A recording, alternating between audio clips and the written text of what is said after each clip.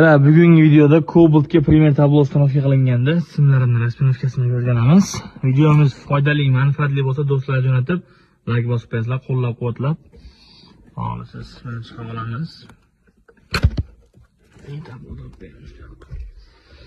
Hop, tabloda Cobalt eskisida hamma simlarni olib qo'yasizlar.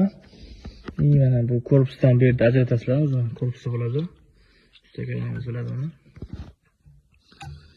Simlari bu tomondan terilgan bo'ladi Cobalt 2da. Sizlar uni hammasini chiqarib olib, bir chekkadan xohlasa aytib boraman. Shu bo'yicha ulasizlar inshaalloh tablo ishlari bitta o'zimman shunga ishlasam qulay bo'lyapti. Turing shunda. Hop, kalitni ochilishi постоянный plus bu rul knopkaga yo'naladi. Rul knopkadagi informatsiyaga yo'naladi. Bu qora massa bu informatsiya. Bu sim OBD shtekkerda eng chekkadagi sim bo'ladi. Eng chekkadagi sim. Bu simda BSMga yana tushadi bu sim rul knopkaning informatsiyasi yo'naladi. Unga topganlariga. Qolgan simlari kerak emas.